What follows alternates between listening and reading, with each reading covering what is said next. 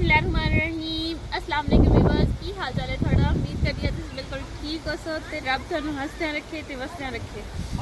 मेरे YouTube channel का नाम है नूर फातिमा हैप्पी व्लॉग जिसनू लाइक करो सब्सक्राइब करो ते तुसी मेरे चैनल सपोर्ट बिल्कुल नहीं कर रहे व्यूअर्स।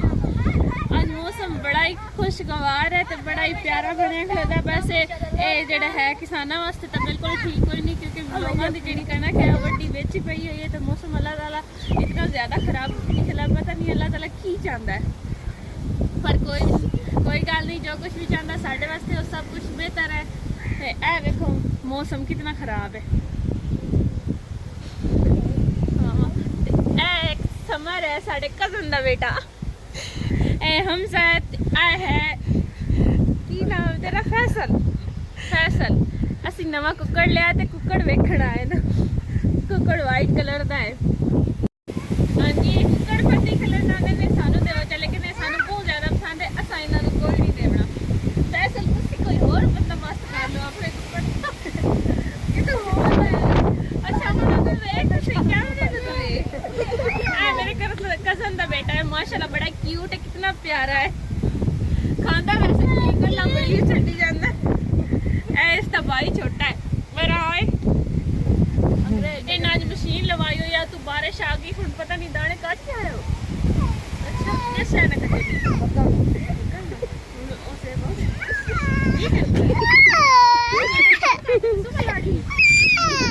देखो हबील अहमद काम चेक करो जरा। नहीं नहीं मेरे बेटा आ देखो ये नहीं लेके जाती हबील अहमद नूं खतरा भी ये लेके ना चले जाए।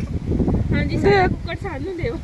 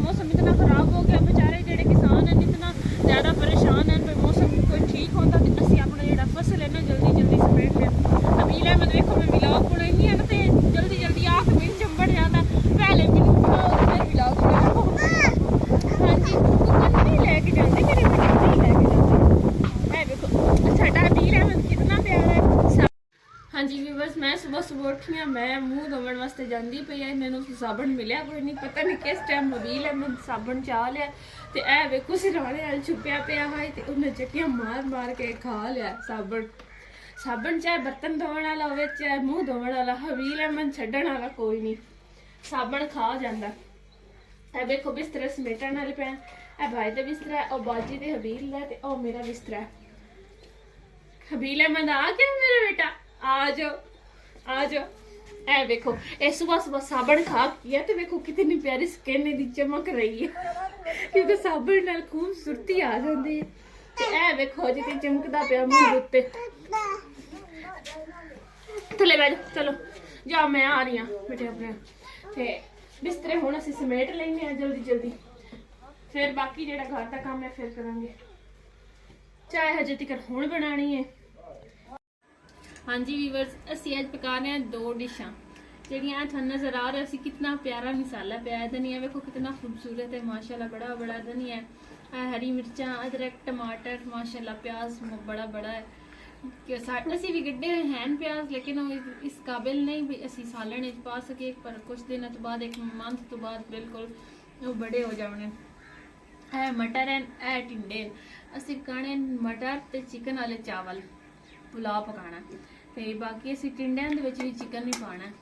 ये अस अज दियां दो डिशां पकानियां क्योंकि अज साडा बड़ा दिल कर रहा है पुलाव बनावन वास्ते।